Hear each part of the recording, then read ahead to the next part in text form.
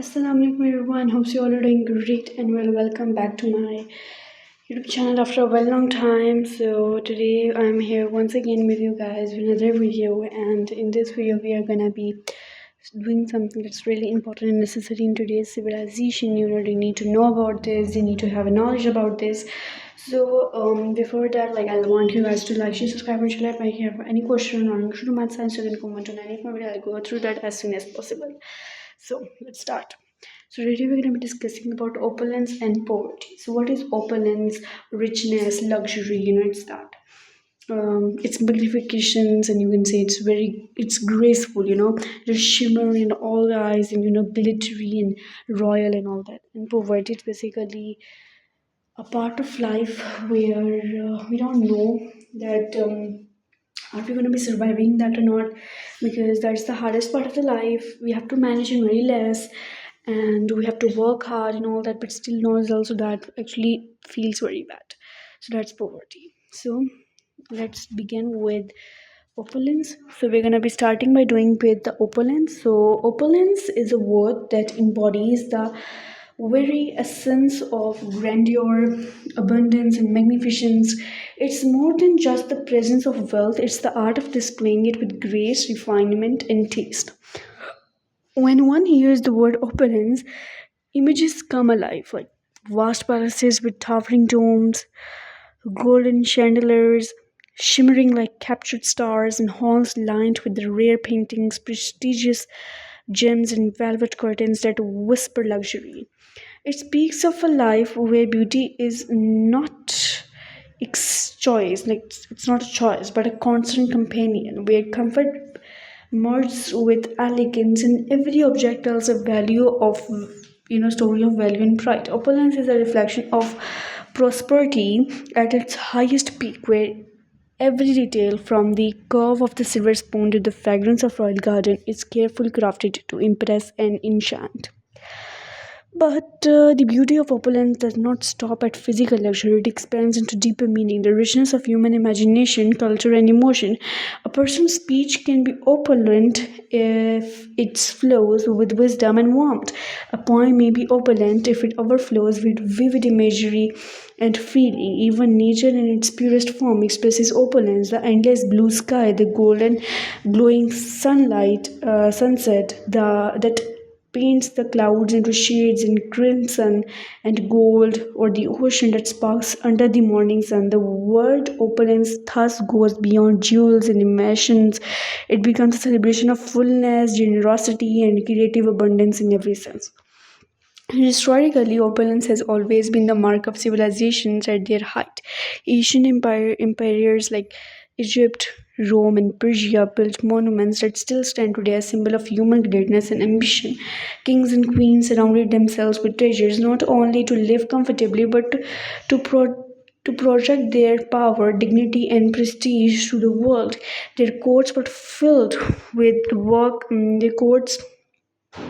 their courts were filled with the finest musicians, poets, and artists, whose work itself became a form of opulence, the wealth of the mind in every era. People have sought to create beauty as a sign of success and pride, and that timeless desire still lives on in our modern world. Today, opulence can be seen in luxury hotels, glitteringly along skylines, in grand weddings that seem to sparkle under thousands of lights, and in a fashion that turned ordinary fabric into art.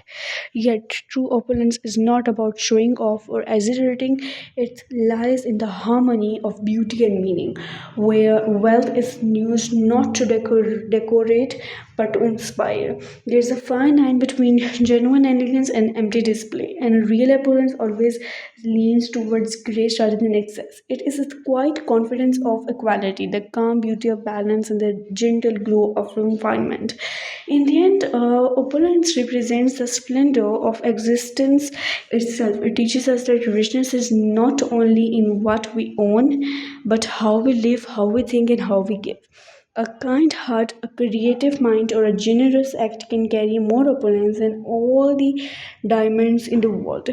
True opulence is the abundance of life, when luxury meets purpose and beauty meets soul. So this was all about opulence. Now we're going to be starting and we're going to be doing about poverty. What is poverty? We're going to be discussing about that. Let's go. Poverty is a condition that stands as one of the most painful and enduring relations of human life, a shadow that stretches across generations, dimming the light of progress and stealing the joy of countless hearts around the world. It is far more than the absence of wealth, it is the absence of opportunity, hope, and security, the slow erosion of human dignity in the face of endless struggles. To be poor is to live each day with uncertainty, to wake up not knowing if there will be food on the table or a roof to sleep under the night. Poverty wears many faces: the child walking barefoot through dusty roads with hunger in his eyes, the mother who sacrifices her share of food to feed her family, the old man sitting silently by the roadside, invisible to the busy world that passes him by. It's cruel shame that blinds people to suffering, where once generation's hardship becomes the next generation's inheritance. Poverty takes away more than material comfort, it drains strength, silences dreams, and weakens both body and spirit.